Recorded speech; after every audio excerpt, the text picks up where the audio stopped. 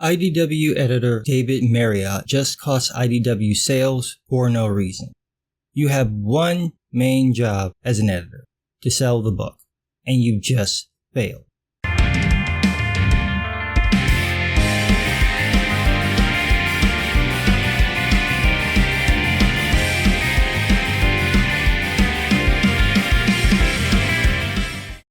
I try to stay out of the Twitter drama because there's only so much stupid I can handle in one day.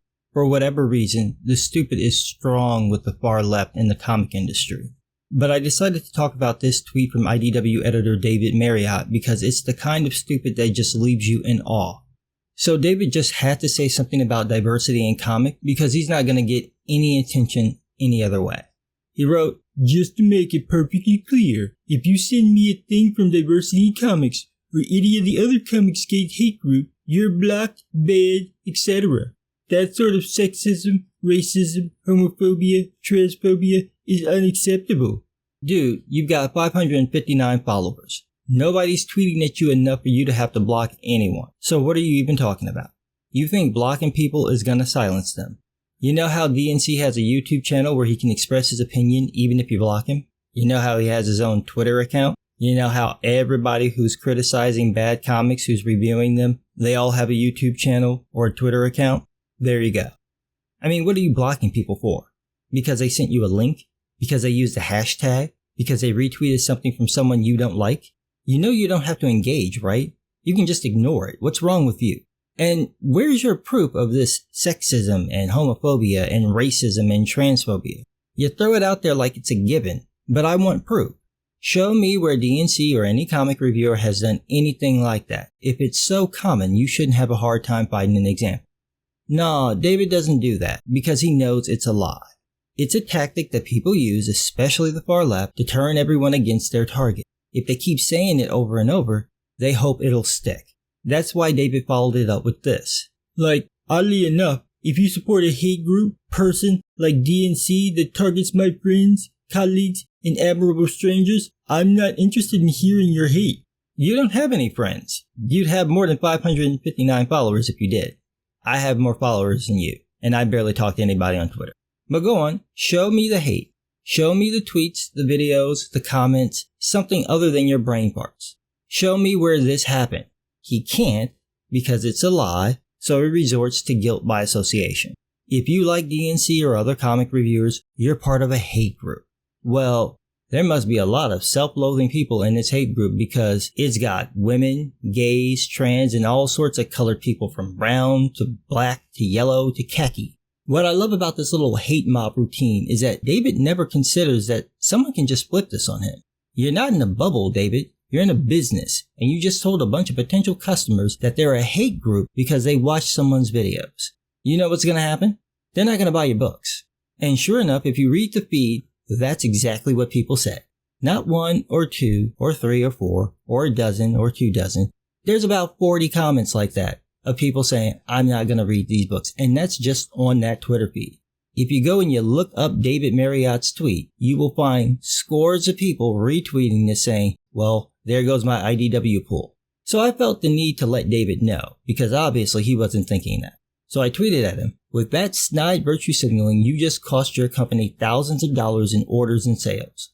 I wonder, will you support guilt by association when all these people apply it to every IDW creator because they don't like your political grandstanding? He didn't respond to that. I didn't think he would.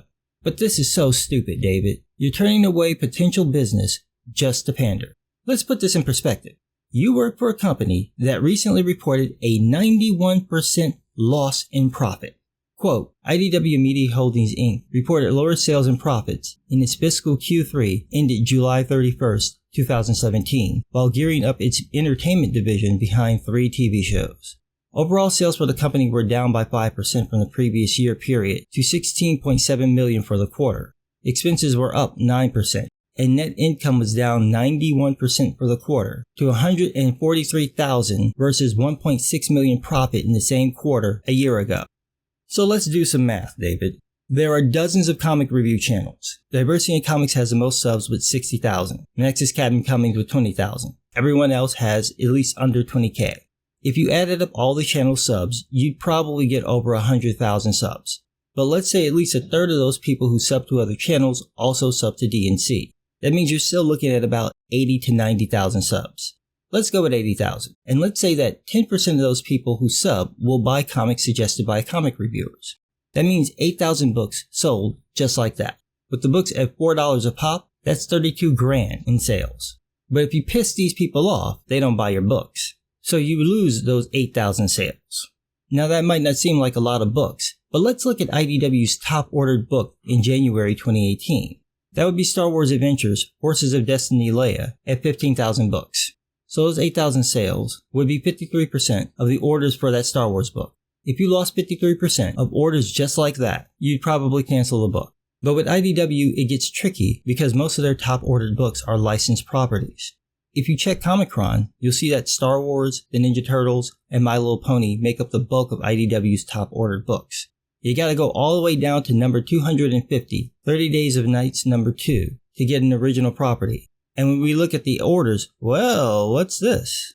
Only 5,842 orders. So you don't even break 8,000. That means those 8,000 people can tank your book if they decide not to buy IDW comics. The next IDW original property is Sword of Ages number 2 with just 5,000 orders. Everything else is under that. So here you are, David, working for a company that just reported that their net income went down by 91% for the third quarter, from $1.6 million in 2016 to $143,000 in 2017. That's just fucking ridiculous.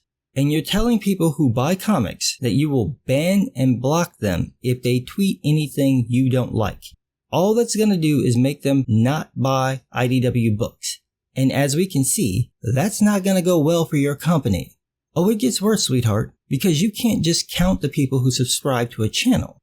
Plenty of people watch videos without ever subbing. So if we went by the numbers of views and considered that 10% of those people will buy books, you're looking at least 100 sales per DNC video minimum. So take that 8,000 I gave before and double it. You're at 16,000 people who may buy books based on comic reviewers. That's more than your top ordered book in January. All your virtue signaling doesn't do a damn thing for your sales because the people you're pandering to don't buy comics. Specifically, they don't buy your comics. They might pirate them, but they ain't paying for any of them. It's mostly the average comic book fan, those evil straight white men who buy your books. When you start impugning their character with guilt by association, they're gonna talk with their dollar, and their dollar's gonna be silent. And to show you how stupid this is, Timothy Lim, the artist behind the Donald J. Thump book, is friends with DNC, and he's also done covers for IDW. So here you have an editor at IDW trashing one of his own cover artists.